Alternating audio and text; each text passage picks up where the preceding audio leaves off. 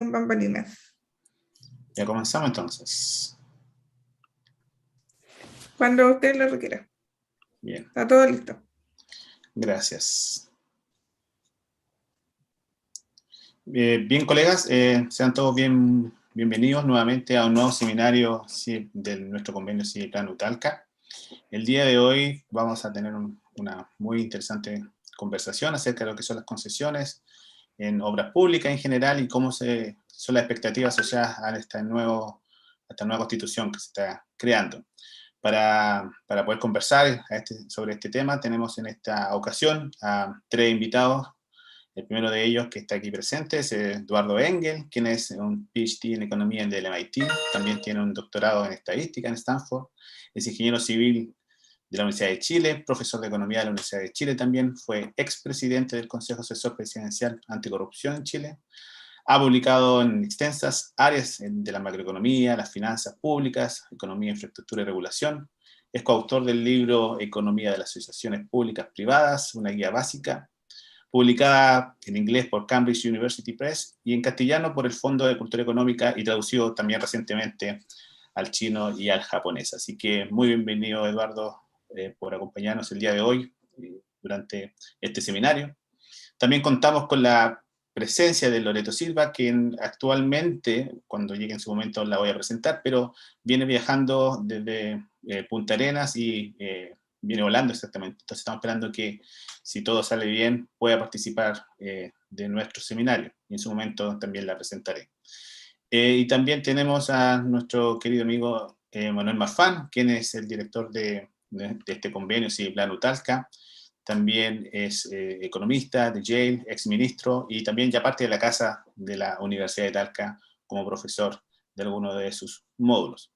Así que para dar la bienvenida en este caso a nuestro expositor aquí, presente, Eduardo, te dejamos tiempo para dar tu exposición. Sin lugar a duda también a todos nuestros participantes los invitamos a hacer las preguntas y respuestas vía chat, y que posteriormente seguiremos discutiendo a medida que vamos avanzando durante el seminario. Así que, Eduardo, bienvenido y tienes la palabra. Muchas gracias, Rodrigo, por la invitación a este seminario, también a Manuel y a Loreto por participar, y entonces déjenme ir con la presentación que tengo preparada para iniciar la conversación. ¿Ahí se ve bien, Rodrigo, el PPT? Se ve perfecto. Bueno. Vamos entonces a hablar de la gobernanza de las instituciones que proveen la infraestructura pública en Chile y la nueva Constitución. Partiendo con una pregunta más o menos obvia, que es primero que yo llevo un montón de tiempo, más de 25 años trabajando con dos coautores en temas de infraestructura, Ronald Fisher y Sander Galetovich. Partimos con concesiones, y el libro que mencionaba Rodrigo es el fruto de 20 años de trabajo en eso, pero en los últimos 5 años hemos agregado también la provisión pública. Las dos principales formas de proveer infraestructura son la obra pública tradicional y las concesiones, y esta charla es sobre la institucionalidad de la infraestructura pública en general, es decir, incluye la provisión tradicional y las concesiones. Lo que sí que es bien tentativo son temas que hemos conversado con Ronald y Alex, pero en que no hemos escrito nada ni llegado a grandes acuerdos tampoco, de modo que digamos que todo lo que les guste es producto de los tres, y donde tengan dudas o tienen desacuerdos son ideas mías en que no nos alcanzamos a poner de acuerdo los tres, digamos. Esto es bien preliminar, y agradezco tremendamente que Manuel insistiera en que aceptara esta invitación, porque me ha permitido y forzado a empezar a ordenar un poco ideas que hemos tenido con Ronald y Alex, pero que la verdad es no hemos organizado todavía en un trabajo escrito como corresponde, y este es el primer atisbo en esa dirección. ¿Por qué la nueva Constitución? Como el contexto para esto, por una parte, porque es una oportunidad, yo creo que bien única, para mejorar la gobernanza en la infraestructura pública. Hay reformas que debieran hacerse y que en tiempos normales va a ser políticamente muy, muy difícil de hacer. Va a ser muy fácil para grupos de interés que no quieren esas reformas bloquearlas en el Congreso. Y la discusión constitucional abre una posibilidad de bypassar ese bloqueo, porque hay que convencer a un grupo bien distinto de ciudadanos de las virtudes de este tipo de reformas, y yo creo que es mucho más probable lograrlo con una convención constitucional que con el Congreso en épocas normales.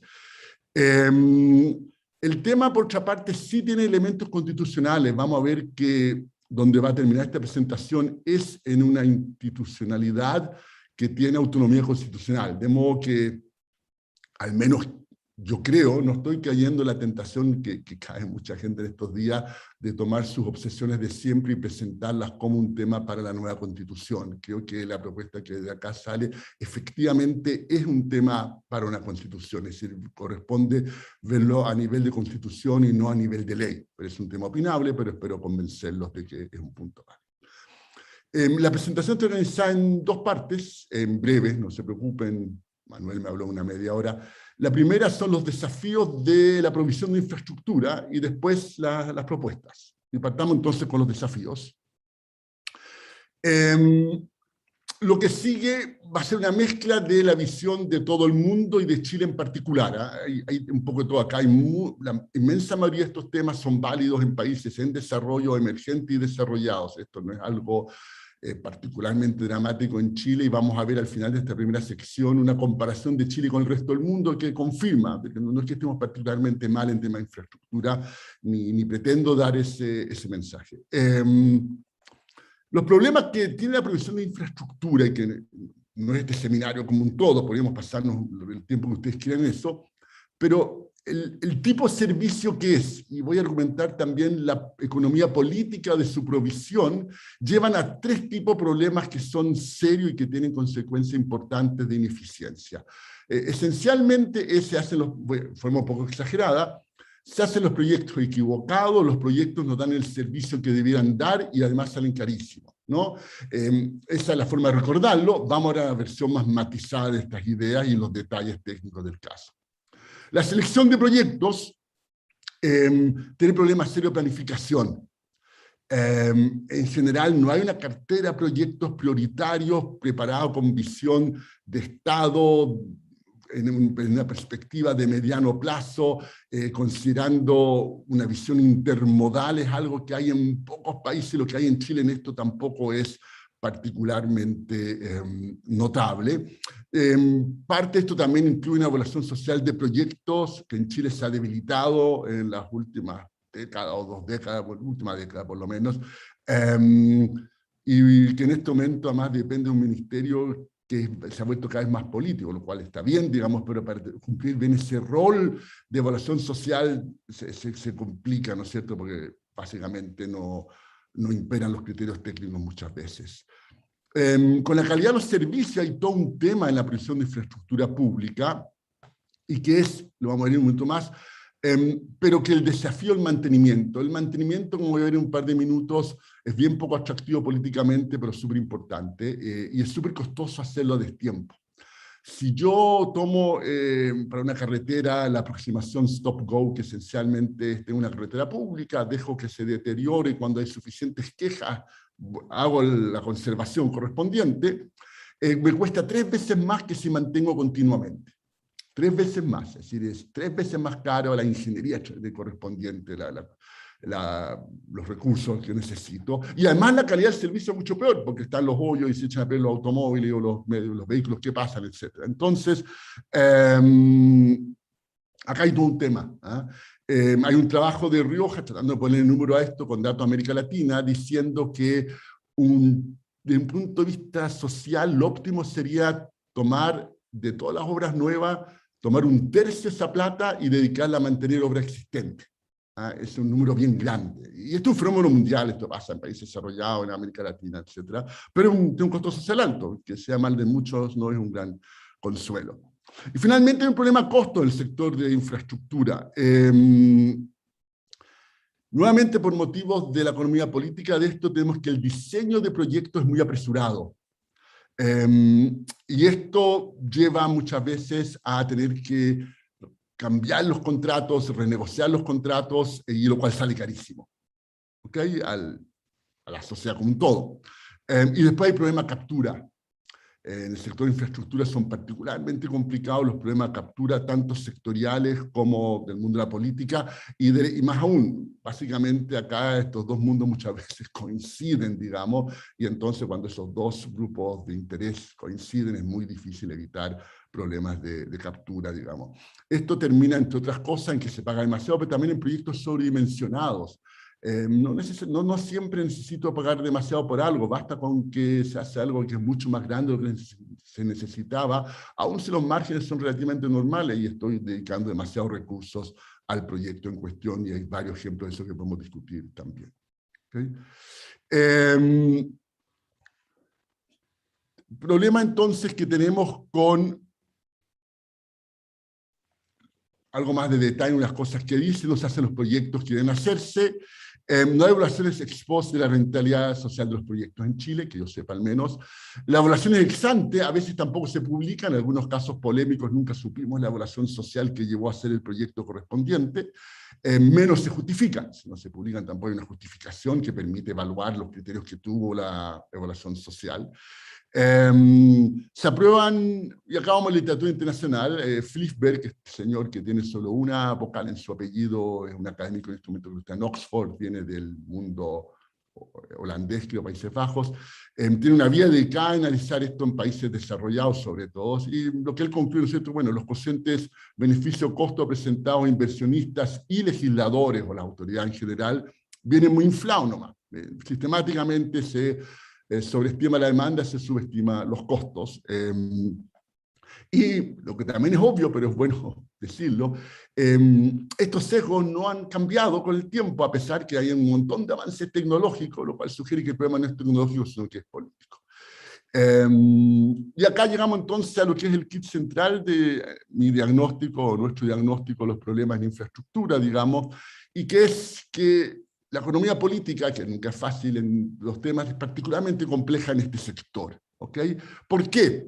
Primer elemento, porque inaugurar obras de infraestructura es percibido como un elemento clave para ser reelecto. Es sumamente atractivo políticamente inaugurar obras nuevas. Y también un componente clave del legado de los gobernantes. Esta combinación, pero sobre todo el tema de que se percibe como un tema central para las posibilidades de que una coalición sea reelecta o una autoridad sea reelecta, lleva a priorizar la inauguración de obras nuevas sobre el mantenimiento de obras existentes. Estuve en una conferencia hace poco con Larry Summers y él mismo decía que nunca nadie ha sido reelecto por hacer mantenimiento adecuado de obras, reflejando este mismo tema en un grupo de infraestructura que se formó en el NPR en Estados Unidos. Entonces, inaugurar nuevas obras es mucho más atractivo políticamente que mantener obras existentes, también que buscar soluciones creativas que no requieran obras nuevas. Hay muchas veces no se requiere una obra nueva, pero requiere un poco de creatividad, y como eso políticamente no es muy atractivo, no se hace la pega. Ejemplos de algunos de estos fenómenos: Brasil, un estudio del Banco Mundial demostrando que en el periodo 79-84 se hicieron 6.000 kilómetros de carreteras nuevas, y al mismo tiempo 8.000 kilómetros de carreteras existentes pasaban de estado bueno, aceptable o malo. Acá hay una forma en el mundo de ingeniería de transporte en que uno especifica estas, y estos son criterios objetivos, lo cual evidentemente no es socialmente óptimo, hay ningún análisis muy detallado para concluir que si voy a hacer 6.000 kilómetros nuevos, pero dejo que se deterioren notablemente 8.000 kilómetros existentes, haber gastado un poquito menos acá y un poquito más de mantención allá era bastante mejor desde el punto de vista social. ¿Okay? Y otro tema que yo tampoco sabía antes de estudiar estos temas, lo aprendí de los ingenieros de este sector, es que un buen diseño de obras complejas requiere años, no un par de meses, un diseño de detalle bien hecho, y que hacer eso ahorra cualquier cantidad de recursos. Y hay desastres mayores, entraremos en el caso de Chile si quieren, pero está el aeropuerto de Berlín, por ejemplo, como un caso reciente, en el cual haberse saltado la etapa de hacer el buen diseño, porque había un apuro político en querer inaugurarla rápido, lanzarlo rápido, cortar la primera cinta, qué sé yo, tuvo un costo enorme, digamos. Después estuve pagando varias veces lo que fue el costo de haberlo hecho inicialmente bien. Pero el motivo por el cual se hace es que los tiempos de la política no coinciden bien, no sincronizan bien con los tiempos de la construcción bien hecha. Los tiempos de la política llevan a querer inaugurar antes de que termine el gobierno correspondiente para mejorar las chances de ser reelecto, y lleva a apurar un montón de procesos que uno quisiera fueran llevados con criterios técnicos de hacerlos de una forma más eficiente posible. Bien, ¿cómo aprovechar mejor la infraestructura existente? Fue uno de los temas que mencioné recién, y ahí tenemos que los gobiernos prefieren construir unas nuevas o expandir, o grandes expansiones, y es menos interesante buscar mejoras de operación y de gestión de la demanda. Ejemplo de mejor gestión de operación es cambiar el sentido de las pistas de carreteras, por ejemplo, usar 3 y 1, 1 y 3 versus 2 y 2, y cosas bien simples como esa que pueden permitir un uso mucho más eficiente. En Chile esto se hace relativamente, hay ejemplos buenos de esto. Ejemplo de mejor gestión de la demanda también incluye tener peajes diferenciados en las carreteras dependiendo de la hora, el tipo de vehículo, etc. Acá está un poco una evaluación, fue lo mejor que hay, que yo sepa al menos, puede haber más cosas que no sé, que muestra Chile el concierto mundial en esto. Hay una nueva benchmarking, un esfuerzo bien detallado que ha hecho el Banco Mundial. Todas estas evaluaciones de comparativas son lo que hay. Hay un esfuerzo súper serio, pero tampoco habría que cortarse las venas por ellas, digamos. Tienen sus problemas que voy a ir mencionando. Pero acá está el Banco Mundial, que tiene una evaluación, la parte que no me gusta mucho es que es bien de jure, es muy basada en la legislación de los países, y sabemos que de legislación a los hechos hay un largo trecho, pero hecha esa salvedad, digamos, el trabajo es bien notable y están las planillas con el lujo de detalle en cada factor y cuál fue la ley o el motivo que se tuvo para calificarlo de tal forma. Y hay 2 calificaciones para la provisión tradicional y para las concesiones o asociaciones público-privadas, que en la literatura son lo mismo. Acá estamos en obra pública, digamos. Tenemos la preparación de los proyectos, la provisión propiamente tal, el manejo del contrato y el manejo del activo que constituye esta infraestructura. Y Chile está razonablemente bien, o como estamos en estas comparaciones en general, ¿no? Muy bien comparado a América Latina, en general es el caso con nuestra institucionalidad, y razonablemente bien comparado aún con países de ingreso alto, digamos, o medio alto. En estos indicadores, digamos, los 4 son buenos en el caso de la provisión pública. ¿Okay? Ahora acá, el caveat, ¿no es cierto?, es de que esto es lo que dice nuestra ley, no necesariamente lo que sucede en la práctica, y la pregunta es si la brecha entre esas cosas es la misma en Chile que en países desarrollados. Probablemente la brecha en Chile es algo más grande, pero igual lo hacemos razonablemente bien, no es mi punto central. Y en concesiones, digamos, en la parte de preparación salimos mal en este ranking, o a promedio mundial, pero Chile en general este tipo de ranking no sale en promedio mundial, para ser cierto. Bajo América Latina tampoco es lo habitual. Habría que ver el detalle, quizás leyeron mal algo, o qué sé yo, pero ese número acá, y en los restantes indicadores estamos nuevamente como en los 8 indicadores. Así que en general Chile está razonablemente bien acá. Otro indicador bien distinto, el Foro Económico Mundial tiene unas encuestas que hacen más de 100 países, y en cada país unas 100 empresas, de la gente que usa la infraestructura, y le preguntan qué tal la infraestructura en el país. Hay un montón de preguntas, hay una sección de infraestructura en el GCR, que es el informe que saca el Foro Económico Mundial año a año. Acá tomé una pregunta. La limitación de esta medida es que me dice cuán buena es la infraestructura, pero no me dice a qué costo se obtuvo. Y todo el tema de las propuestas que les voy a hacer al final es respecto de hacer las mismas obras, pero tener un ahorro importante de recursos. Entonces esto no está capturado acá. No obstante eso, Chile queda en un lugar 41 de 140 países en la calidad general de la infraestructura. Nuevamente el mejor lugar en América Latina. Curiosamente, el número 2 en México y el 3 en Ecuador, que habitualmente no están tan bien en estas cosas, pero en este indicador aparecen antes que Uruguay, por ejemplo. Y obviamente viene al final Venezuela y Haití, tomé una selección de países.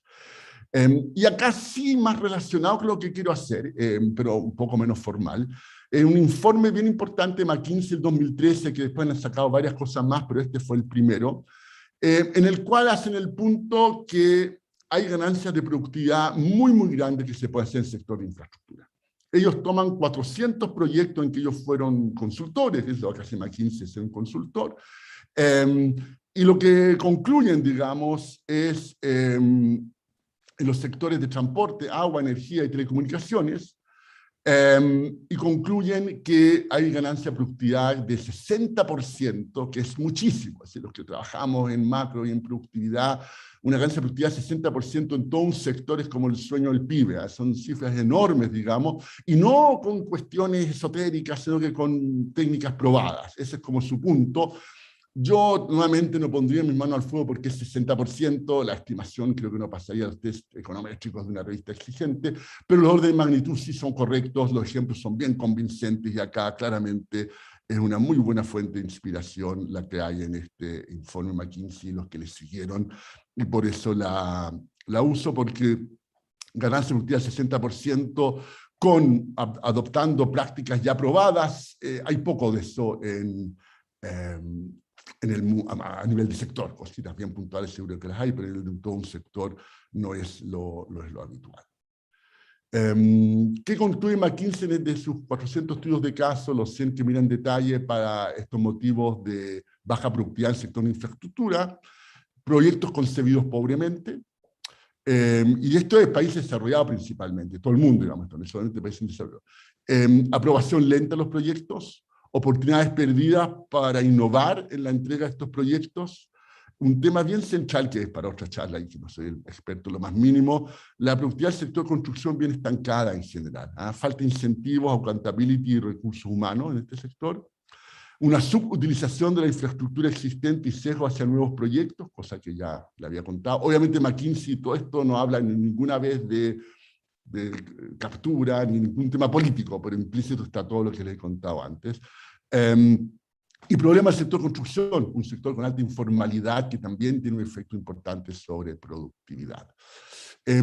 Algunos de los ejemplos que menciona McKinsey como cuestiones probadas que pueden llevar a mejoras importantes de productividad, recuerden, productividad en castellano bien simple para los que no son economistas y están en este seminario, es con lo mismo hacer más, en algún sentido es la forma de decirlo, y acá están las 4 etapas que debe seguir un proyecto de transporte en Suecia, y bien institucionalizado y funciona bien. La primera es considerar medidas que afectan la necesidad de viajar. Es decir, antes de hacer la nueva carretera, veamos si podemos cambiar la necesidad de viajar. Lo que viene después de la pandemia va a tener mucho de esto. ¿Cuántas reuniones realmente tenían que ser presenciales y cuántas no? ¿Ok?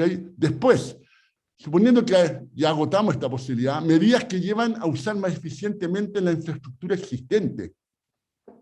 ¿Ok? Si lo anterior no basta, consideremos inversiones adicionales menores, y solo si estos 3 no bastan, pasamos a realmente una obra nueva, a una ampliación mayor de una obra existente. Hacer esto en forma sistémica, institucionalizada, puede ahorrar cualquier cantidad de recursos. Vamos entonces a la propuesta, a la segunda mitad de esta breve presentación. Y la primera propuesta es crear una agencia de planificación y evaluación autónoma. ¿Okay? Consultiva, una agencia que es una O consultiva, que planifique y prepare una cartera de proyectos en una perspectiva a mediano plazo, tanto a nivel nacional como a nivel subnacional. Acá podemos explorar toda una posibilidad, ¿no es cierto?, de involucrar a las regiones, de modo que estas necesidades, ¿no es cierto?, no vengan desde el centro sin tener mayor conocimiento de lo que realmente es necesario o quiere cada una de las regiones, y aprovechando además la nueva institucionalidad que se está creando con la elección de los gobernadores. Ahí hay todo un tema que podría ser también atractivo desarrollar. Que realice evaluaciones sociales antes de que se aprueben los proyectos y también después, para ver cómo anduvo. Las 2 cosas tienen un rol bien importante. Y el objetivo de esto, bueno, evitar que los planes se revisen con cada nuevo gobierno. Tenga una visión más de Estado que del gobierno en un momento del tiempo. De optar por proyectos, el gobierno podrá optar por proyectos que no son prioritarios, esto va a ser consultivo, pero tiene que explicar sus razones. Y lo que se hace acá también es separar los organismos del Estado a cargo de planear de aquellos que están a cargo de fiscalizar los contratos. Uno quiere que la planeación esté separada porque cuando un ministro tiene que elegir entre estos dos roles es mucho más atractivo inaugurar obra y la planeación al final no se hace bien porque no es atractiva políticamente. Evitar captura política y sectorial se previene con esto, ayuda a eso. El desafío es cómo garantizar esa autonomía. Y experiencias similares relacionadas, desde Espacio Público hicimos un proyecto grande sobre la institucionalidad de obra pública en América Latina, eso sí, eso fue América Latina. 5 informes están en la web de Espacio Público, y en uno de esos informes hicimos entrevistas de largas horas, hora y media, con unos 50 líderes mundiales en infraestructura, ex ministros, ex autoridades, especialistas, organismos internacionales, etc. Y cuando uno les pedía ejemplos de cosas que uno podía adaptar a la realidad latinoamericana, aparecía, el que más apareció fue esta experiencia australiana, Infrastructure Australia, un organismo con elementos muy parecidos a los que acabo de describir, que ha funcionado bien. Han habido un par de veces en que el gobierno australiano decía hacer una obra que no estaba en la lista prioritaria, tenés que explicarlo, pero la presión es grande, la opinión pública va a evaluar si correspondía o no, y al final la guía que son esta lista prioritaria pasa a ser muy influyente en los proyectos que efectivamente se hacen. Ahí hay otra experiencia también con elementos similares, pero al menos menos citada por esa encuesta que hicimos, esa entrevista que hicimos del Reino Unido. Elementos para mejorar la selección de los proyectos, también sacado del informe de McKinsey, digamos, que podría asumir esta agencia, es atar los proyectos a objetivos sociales y económicos nacionales. Es decir, la infraestructura como fin en sí mismo, unos riesgos que lleva a su asignación ineficiente, y algo de eso tenemos. Tiene más sentido un Ministerio de Transporte que un Ministerio de Obra Pública. La obra pública, ¿no es cierto?, no es un fin en sí mismo, es un medio para tener mejor transporte, mejores viviendas, etcétera, y esa distinción es importante hacerla. Y Australia, por ejemplo, tuvo como objetivo nacional proveer de Internet al 93% de la población. ¿Okay? ¿Por qué 93%? Seguramente lugares muy, muy aislados y remotos, eso era caro al momento que tuvo ese objetivo hace unos 10, 12 años. Los objetivos de los proyectos entonces deben ser necesidades sociales y económicamente claras, evitar lo que acabo de decir, que la infraestructura sea un fin en sí mismo, y considerar opciones y combinaciones diversas para lograr ese objetivo, ¿no es cierto?, que es toda la idea de usar los recursos en forma eficiente. Hacer públicas las evaluaciones sociales, el detalle también, que también se mencionó antes, y usar proyecciones basadas en grupos de referencia para evitar estos sesgos de optimismo bien documentados en la literatura. Y finalmente, verificar el desempeño efectivo, lo que llamamos hace un minuto la evaluación ex post. Esa entonces es la primera propuesta. Segunda propuesta, un organismo ejecutor autónomo. ¿Okay? Una vez que se decide hacer un proyecto, y esa decisión es política, es de la autoridad elegida, democráticamente legítima, sin embargo, el cómo se construye lo sacamos del juego político. ¿Okay?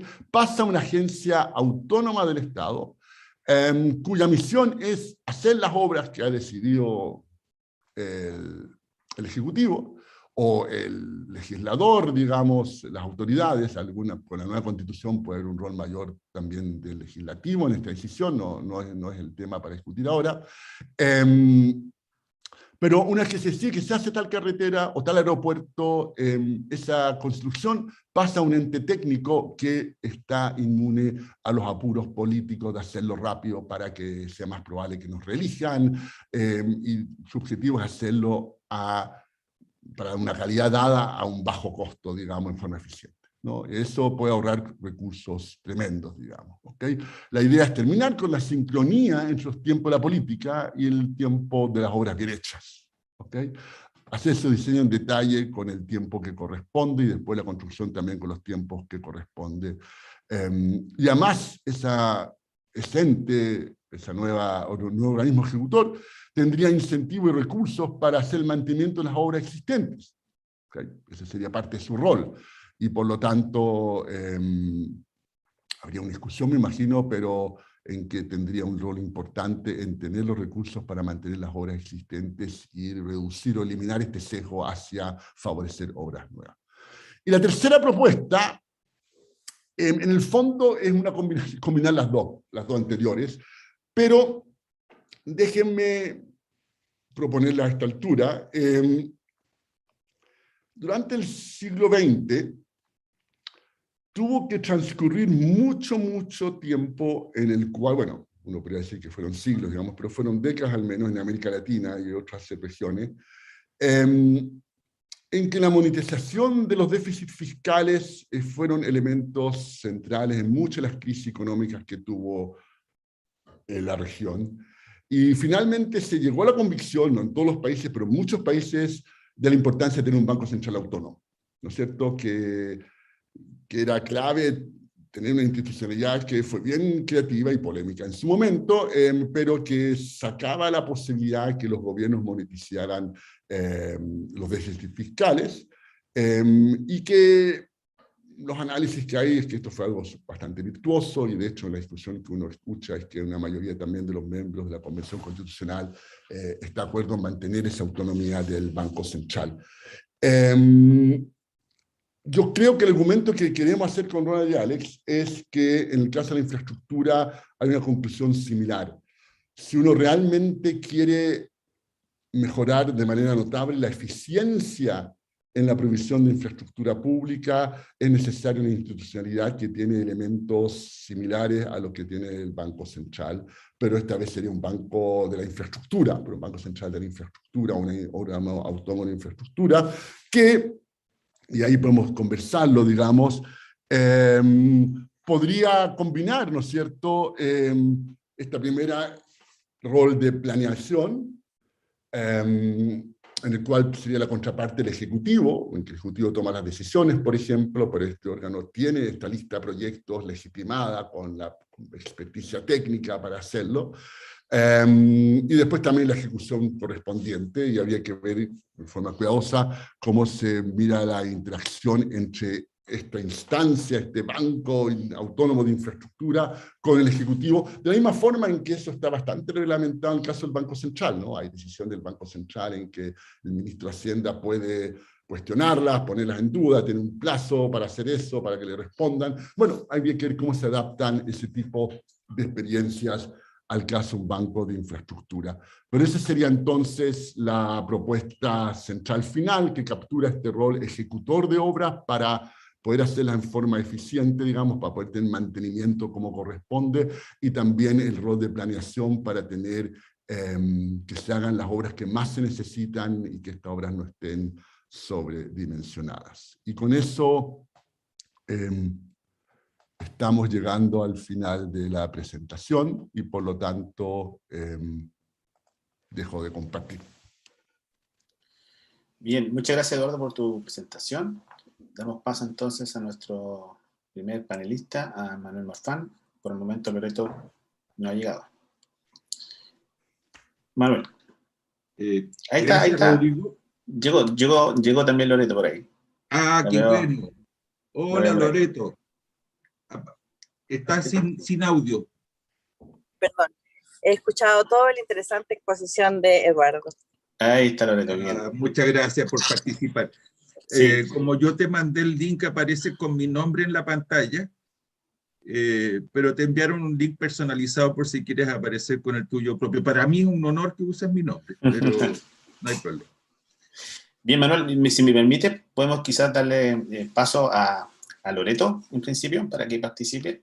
Por supuesto que sí. Por supuesto que sí. Bien, déjenme, por favor, presentar a Loreto. Loreto Silva es abogada y académica de la Universidad de Chile. Durante las 2 últimas décadas ha jugado un importante rol en el diseño de las políticas públicas y de legislación en materia relacionada precisamente con concesiones de obras públicas, construcción, recursos naturales, entre otros. Fue ministra de Obras Públicas también durante el 2002 al 2014. También ha ocupado el cargo de subsecretaria de Obras Públicas durante el 2010 al 2012. Y como ministra puedo indicar que impulsó y lideró el desarrollo de una importante cartera de proyectos de obras viales, aeropuertos y hospitales concesionados.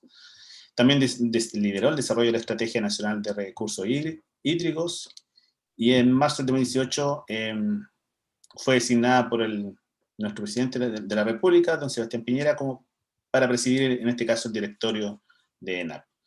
Así que, Loreto, muy bienvenida y muchas gracias por poder participar en este seminario en conjunto con nuestro programa Civiplan Utalca.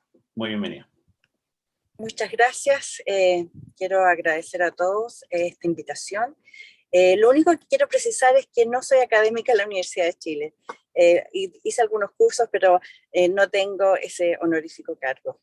Bueno, refiriéndome a la exposición de Eduardo, sin lugar a dudas, todos compartimos, o yo al menos comparto su diagnóstico. En Chile tenemos un importante problema de planificación, tenemos un importante problema de ejecución de obras en el fondo, de proyectos que no necesariamente están bien diseñados, y por otra parte, por lo menos en lo que respecta a las obras concesionadas, tenemos la dificultad de la actualización de estas obras a las necesidades de la población a medida que transcurre el tiempo, ello toda vez que los contratos de concesión son de largo aliento y por lo tanto las necesidades de las personas van cambiando.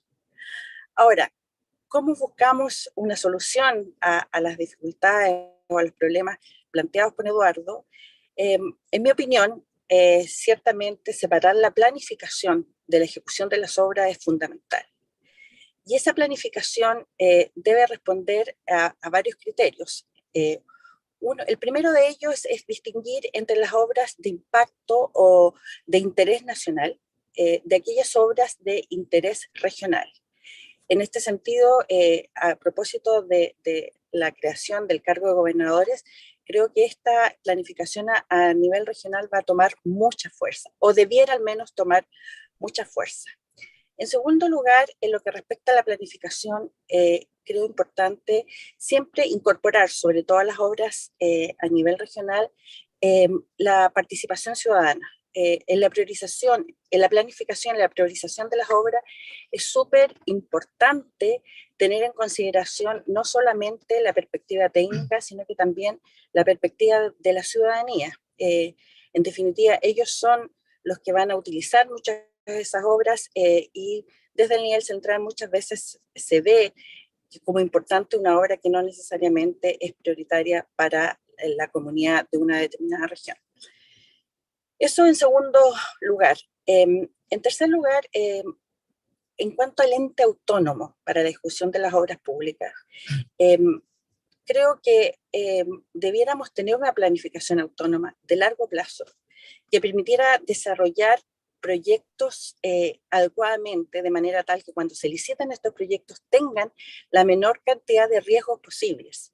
Ojalá tuvieran además una evaluación ambiental y todas esas etapas previas al desarrollo, a la licitación del proyecto, debieran, en mi opinión, corresponder a una entidad autónoma, o una entidad más que autónoma, una entidad distinta a lo que es el órgano ejecutor hoy en día, que es el Ministerio de Obras Públicas.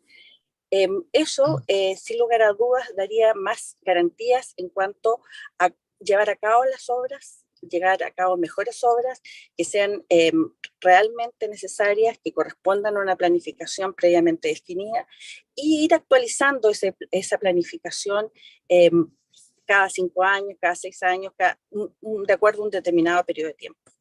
Ahora, debemos también dar espacio a las regiones, al Ejecutivo, al gobierno de turno, para tener alguna incidencia controlada, como decía Eduardo, pero tener alguna incidencia en la planificación.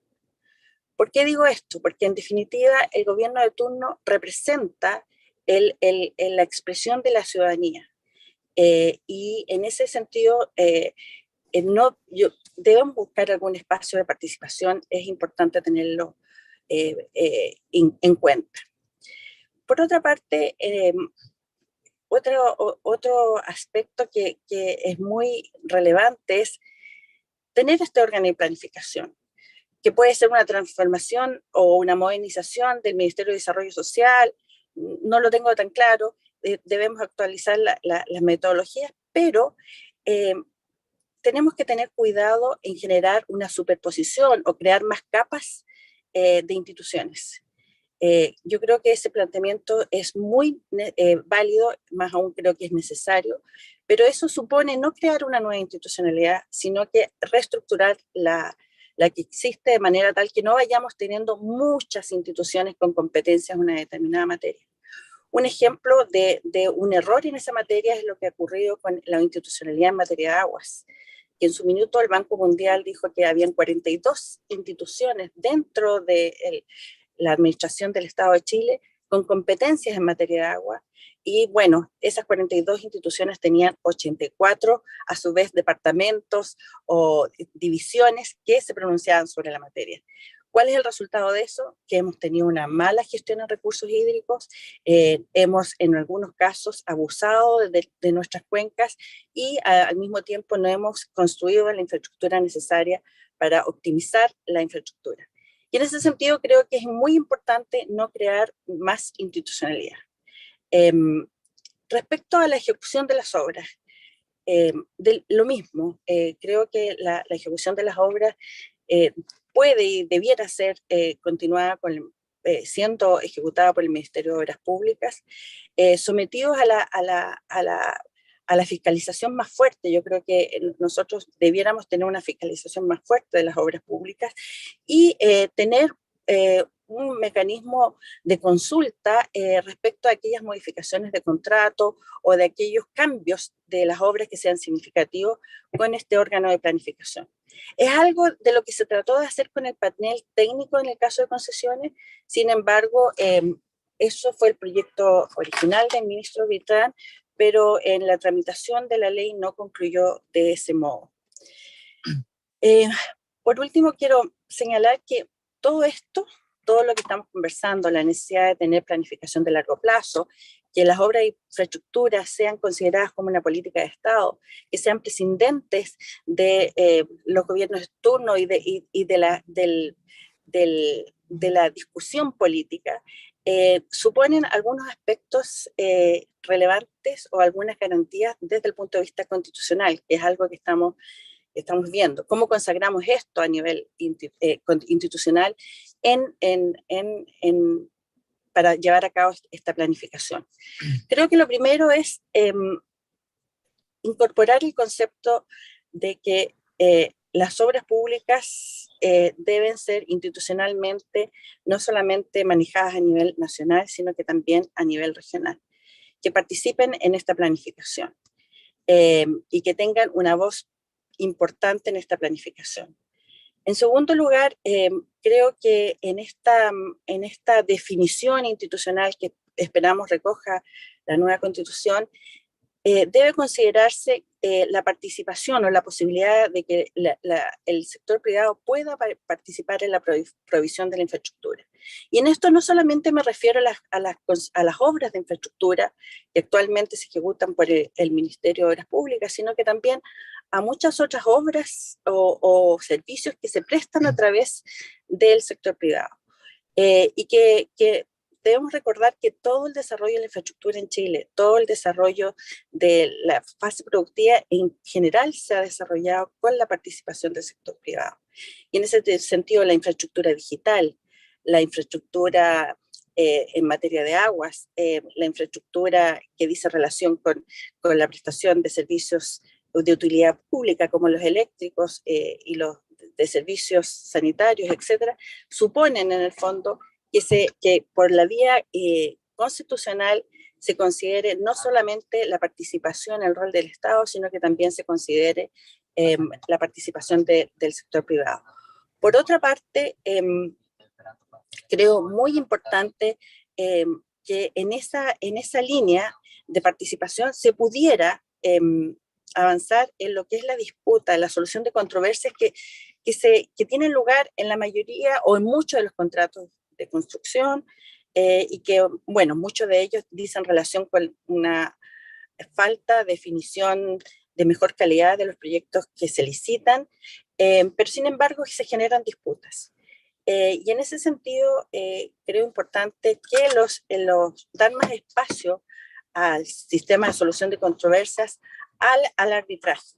Cuando estoy hablando del arbitraje, no estoy hablando de un arbitraje ad hoc, que es el arbitraje que para cada caso se establece, sino que más bien a un sistema arbitral institucional un sistema arbitral donde los árbitros en lo posible tengan dedicación exclusiva a la solución de controversias y no tengan otras actividades relacionadas con la litigación, que en algunos casos pasa, y también que esta fórmula de solución de controversias pueda ser no para todo tipo de contrato, porque en el fondo eso sería recargar innecesariamente nuestra institucionalidad, sino que para obras de gran complejidad en las cuales, y de largo aliento, en las cuales se pueden generar con mayor posibilidad este tipo de conflictos.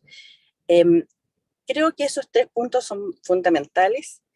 Hay algunos otros puntos presupuestarios que uno desearía que un porcentaje del presupuesto de la nación pudiera ser destinado no solamente a la ejecución de obras nuevas, sino que a la mantención de las obras, dado que ciertamente la mantención de las obras es algo que estamos en deuda en Chile, en forma muy significativa. No más allá del 20% del presupuesto anual del Ministerio de Obras Públicas se destina a la mantención de obras, y de hecho muchas veces esto es como la herramienta que se utiliza para la ejecución presupuestaria, lo cual por supuesto no tiene los incentivos adecuados. Entonces, desde esa perspectiva, creo que sería bueno tener una asignación presupuestaria especial, pero eso abre la puerta, y estoy segura que todos los economistas que están en esta presentación, en este panel, no estarán de acuerdo. Eso abre la puerta a otras asignaciones presupuestarias específicas, y ciertamente desde el punto de vista macro no es la solución. Y por último, desde el punto de vista del costo para el país de la infraestructura, el costo tiene que ver con el riesgo, la capacidad financiera, con la planificación, contar con adecuados proyectos bien definidos y con una buena ingeniería. Eso supone tener certeza jurídica. Y desde ese punto de vista creo que la nueva Constitución debiera contener los elementos básicos para que se asegure esa certeza jurídica desde el punto de vista de la inversión. Esos son mayoritariamente mis comentarios. Una vez más, creo que es muy importante separar la planificación de largo plazo de la ejecución de las obras. En la práctica ha quedado demostrado que esas dos materias o esas dos capacidades no se desarrollan en la misma, con la misma fuerza dentro del Ministerio de Obras Públicas. La planificación más bien responde a la posibilidad de avanzar en un proyecto versus otro, en el fondo a las dificultades de destinar recursos a uno u otro, y no necesariamente responde a los requerimientos que el país requiere a nivel de sus necesidades. Esto, por lo menos mi experiencia, es que la planificación muchas veces va atrás de la ejecución de las obras y no por delante. Cuestión que en el fondo hace menos eficiente el destino de nuestros recursos a la infraestructura que es tan necesaria para el desarrollo. Esos serían mis comentarios y bueno, espero haber aportado con ellos. Muchas gracias, Loreto, muchas gracias por tu presentación. Bien, pasamos a nuestro último comentador el día de hoy, a Manuel Marfán. Así que, Manuel, por favor, tiene la palabra. Muchas gracias. Yo estoy un poquito intimidado en este encuentro porque, bueno, Eduardo tiene una historia larga de pensamiento en torno, bueno, a varios temas, pero particularmente este tema de infraestructura, y para qué decirle a Loreto que partiste como abogado o fiscal de la Cámara Chilena de la Construcción mucho tiempo, y yo creo que ese fue el posgrado necesario para hacerte una especialista reconocida en el medio en estos temas. Yo no voy a decir que mi opinión va a ser la del hombre de la calle tampoco, no. Pero sí tengo algunas reflexiones al respecto. La primera es recordar que Ramsés II, el famoso faraón del Éxodo de la Biblia, también es famoso, ha sido famoso por la cantidad de obras que dejó, de pirámides y de templos y de monumentos históricos. Las pruebas de carbono 14 que ha permitido recientemente ver la edad de los monumentos demostró que Ramsés II, una de las causas que tenía era que le borraba el nombre del autor y ponía el nombre de él en las obras, ¿ya? Y quedó para la historia. Quedó para la historia Ramsés II y yo creo que en la política actual hay mucha tentación de dejar pirámides, de dejar obras que va más allá de lo que son criterios técnicos de construcción. Una buena obra fue el túnel Lo Prado en Chile, pero el túnel Lo Prado fue inaugurado por Jorge Alessandri, por Frei Montalva y por Salvador Allende, que es una cosa también, el síndrome de Ramsés II, digamos. Y ahora, respecto de crear instituciones autónomas, y Eduardo dio el ejemplo de los bancos centrales autónomos, hay algunos requisitos, hay algo sobre la cuestión previa que uno tiene que pensar al respecto.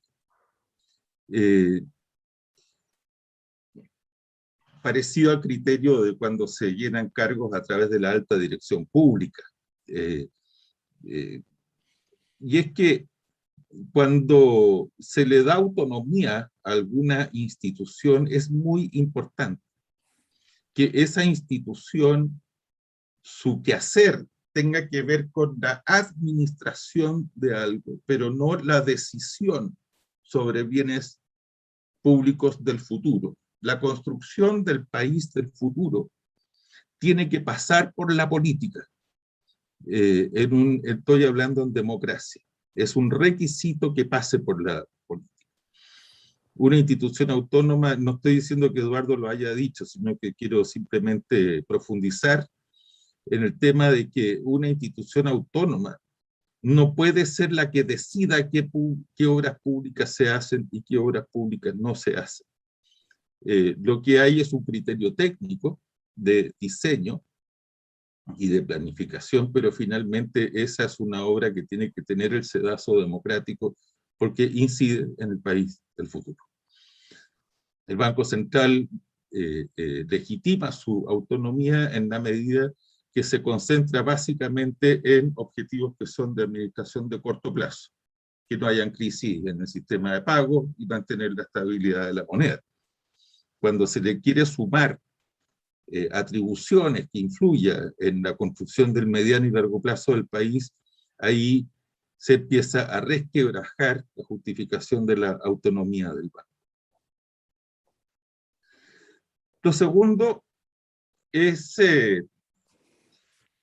que las concesiones en su momento se justificaron precisamente porque para la concesionaria que tiene un contrato largo, es eficiente hacer la reparación, porque le sale más barato hacer un mantenimiento, no sé si se dice mantenimiento o mantención, pero lo que sea, le conviene hacerlo porque le sale más barato que esperar la destrucción mayor de la infraestructura. El defecto que tiene es que ese incentivo se pierde cuando está a punto de terminar la concesión. Y por lo tanto, es cosa de ver el Hotel Miramar de Viña, del Mar, digamos, para ver cómo terminó después de la última concesión. Es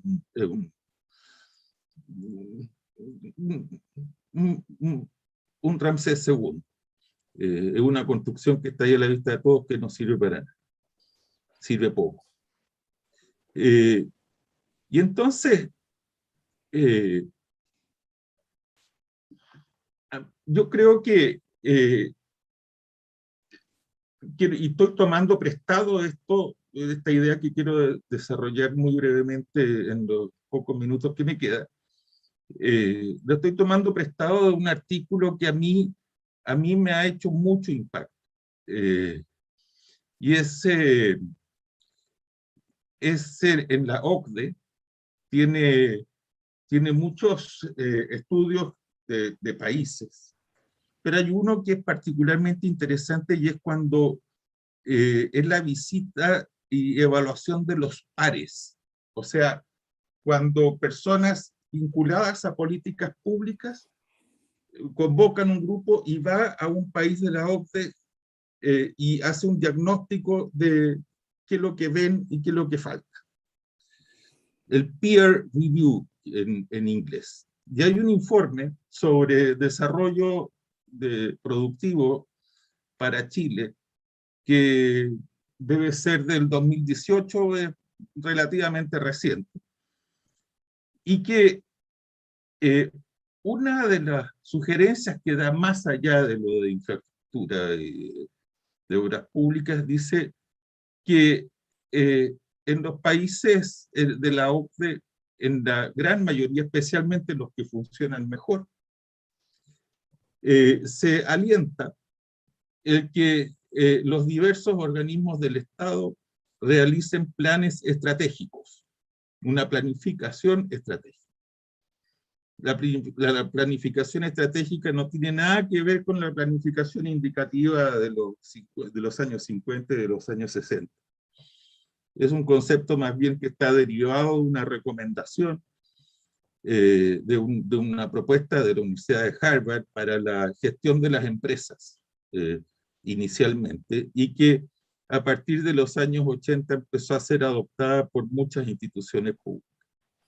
Yo estoy predicando en este momento a los conversos, porque la Universidad de Talca, uno de los secretos del éxito que ha tenido es precisamente que se incorporó a estos procesos de generar planes estratégicos a comienzos de los años 90, y hasta ahora tiene una sucesión de planes estratégicos de duración de 4 o 5 años, una sucesión de planes estratégicos que va contando una película y que ha permitido a la universidad que su gestión sea una gestión estratégica y no una gestión improvisada. Y esta planificación estratégica,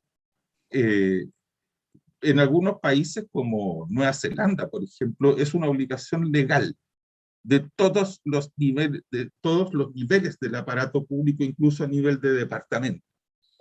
Es un caso más exagerado, pero sabemos del enorme éxito que ha tenido Nueva Zelanda precisamente en temas de reforma del Estado, que tanto se habla.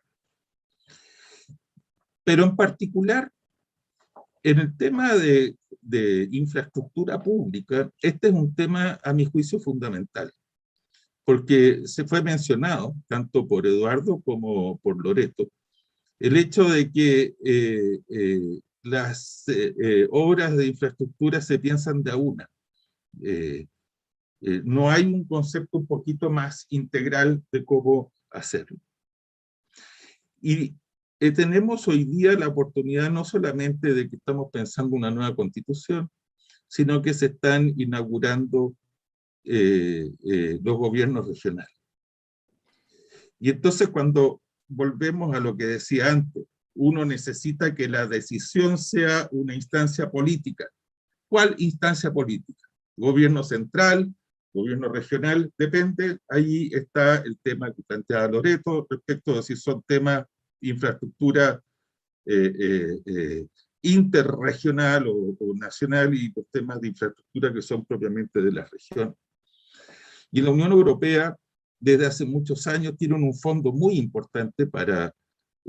ustedes saben que la Unión Europea tiene todo este tema de que como hay zonas muy ricas y zonas menos ricas en Europa, entonces la Unión Europea se preocupa de que las menos ricas hagan el catching up, y tiene fondos importantes para esas regiones, especialmente en materia de infraestructura. Y el requisito para postular no está garantizado de que va a ser aprobado, pero el requisito para postular es que tengan planes, sean regiones que hayan construido un plan estratégico. Y el plan estratégico es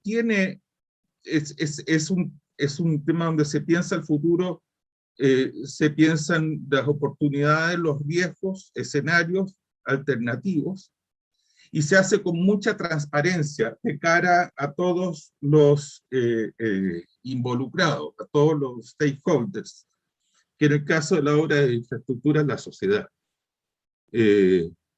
Rodrigo Díaz Werner, que fue elegido ahora gobernador de la región del Biobío, es el único que, siendo intendente, cumplió con las obligaciones de la ley de tener un programa regional de organización territorial previo, una serie de cosas, y lo hizo todo esto con la comunidad, que quedó contenta y fue elegido gobernador regional, y probablemente va a ser de mucho, ojalá le deseo que tenga mucho éxito.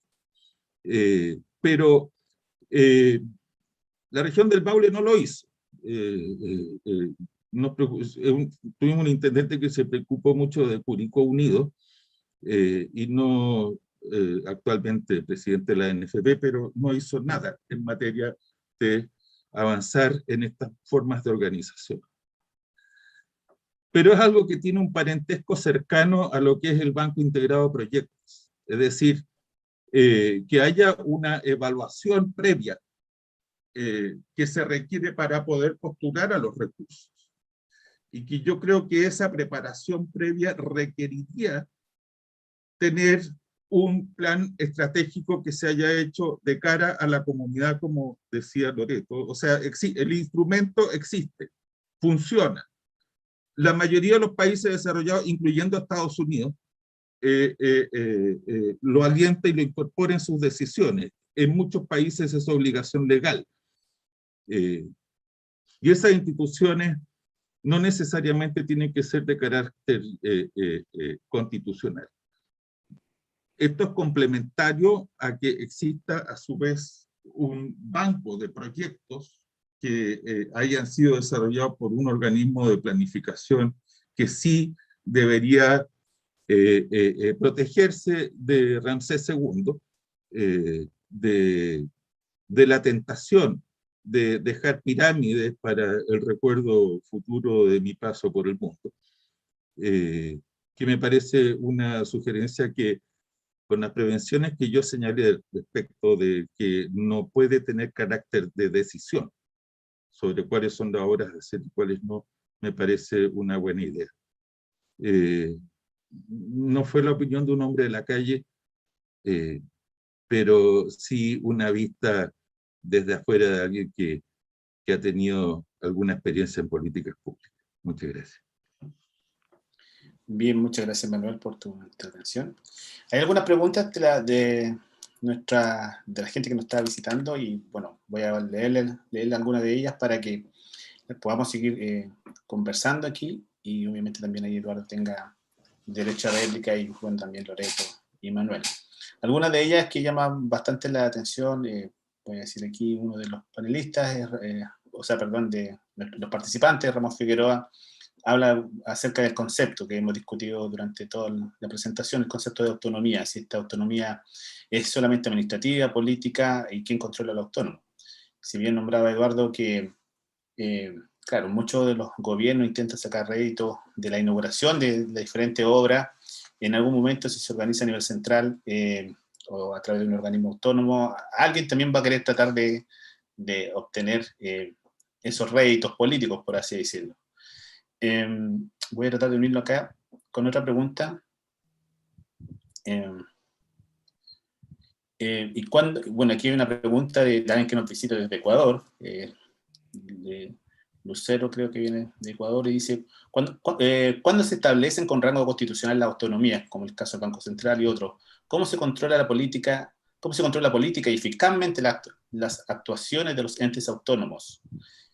Dado el contexto que nos vemos envueltos, los países latinoamericanos, los cuales carecen mucho de ellos de la institucionalidad, de los países desarrollados, los que obviamente implican riesgos asociados a inestabilidad, falta de seguridad jurídica para atraer inversiones y clarificar los roles del Estado y el sector privado. Lo mismo se podría unir también a una pregunta asociada aquí acerca de las tasas de interés también, sobre lo mismo. Dejo abierto el micrófono y quizás, bueno, Eduardo o Loreto, Manuel, nos pueden comentar. Ok, déjame partir con algo breve, tampoco tengo mucho que decir porque estoy de acuerdo con lo que se ha dicho hasta ahora. Partamos en orden inverso. Este último comentario sobre qué tipo de autonomía, no es casual que usé el Banco Central como inspiración, ¿no es cierto? En el Banco Central, en la experiencia chilena al menos, hace una solución bien evaluada en que uno tiene la legitimidad democrática, la rendición de cuentas y al mismo tiempo grados de autonomía importantes, administrativas, políticas y también en los hechos, ¿no? Hay toda una literatura en el mundo de ciencia política de cuáles autonomías funcionan. Pues tenemos otros entes en el Estado de Chile que no se ven tan distintos en cómo se nomina su autoridad y la autonomía funciona menos bien. ¿Ah? Y he tratado de trabajar el tema con expertos constitucionales y mundo de ciencia política.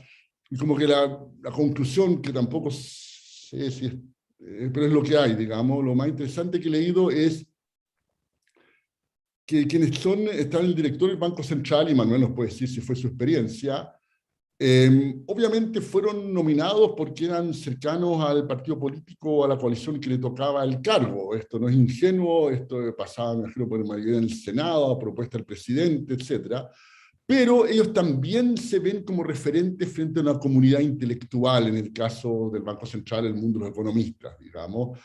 Y ese equilibrio es el que logra darle legitimidad y que al mismo tiempo tengan incentivos para resistir presiones políticas a corto plazo. Ese sería un poco el tema. No perfecto en todo momento, hay momentos en que ha habido crítica al Banco Central, pero mirando las cosas con perspectivas, los más de 30 años de autonomía del Banco Central en Chile han sido una buena noticia comparado a lo que hay antes, una muy buena noticia, yo diría, y por lo tanto, de ahí hay un aprendizaje muy valioso para Chile, pero que no necesariamente va a servir en Ecuador, cuyo país yo no conozco el detalle de sus experiencias en este tipo de situaciones, digamos, y por lo tanto, mi charla estaba, bueno, hay una parte que está pensada en general, es un buen punto, pero se requiere, me imagino, una cierta madurez institucional para tratar de hacer esto, y la verdad es que en Chile en otras áreas no ha funcionado muy bien, hay entes que tienen ciertos paralelos con lo que es el Banco Central y que es para otros seminarios, pero que en Chile funciona menos bien, digamos. Podemos ver varios, pero para que entrar en esa polémica en este momento, pero claro que el Banco Central es uno de los casos bien virtuosos que hemos tenido, y habría que buscar los elementos que explican eso y lo explican.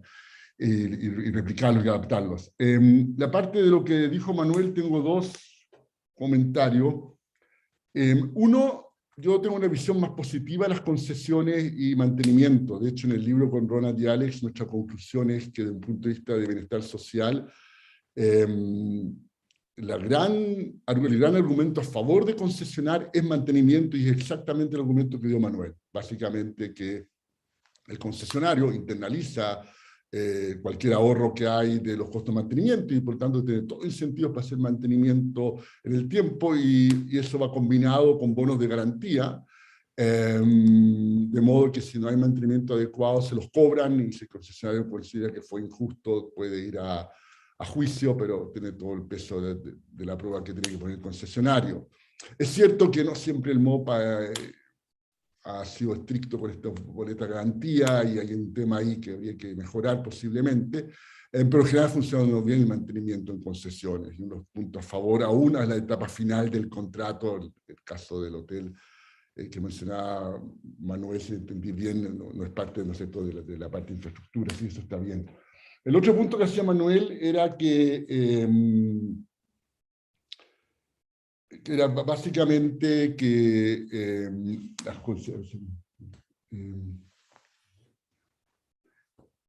bueno, sí, y él lo dijo también en todo caso, ¿no? Claramente mi propuesta no es la decisión de qué obras se hacen, la sigue teniendo el gobierno.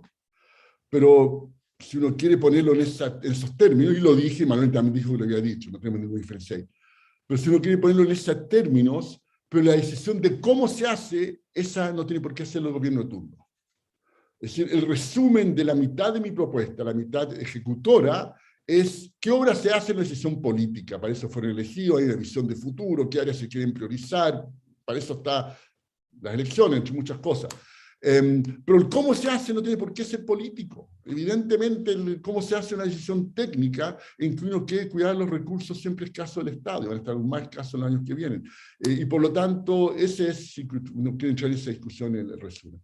Respecto a los comentarios de Loreto Silva, también, Loreto, más que una crítica a lo que dije, en que estuvimos de acuerdo, lo que hizo fue complementar lo que yo presenté con muchas cosas que iban más allá de lo que era el ámbito que yo quería ver, que eran otros temas constitucionales e infraestructura, y estoy de acuerdo con ella, la importancia de la participación ciudadana en decidir los proyectos, el rol clave que tiene el sector privado, a mi juicio, en todo el trabajo que hemos hecho con los incentivos correctos para que ese sector privado pueda contribuya lo más posible al bienestar social, pero claramente el sector privado es clave en la infraestructura y eso debe quedar como parte de la Constitución, y varios otros puntos que agregó Loreto, con los cuales yo también concuerdo, así que esas serían como reacciones a las preguntas que han habido. El señor Figueroa también mencionó en el chat varias preguntas del tipo que cosas que yo mencioné, que algo de eso se hace en el MOP, etcétera. Por el mismo también ahí menciona, pero claro, no se hace todo lo bien que debiera hacerse, ¿no? Entonces ahí el punto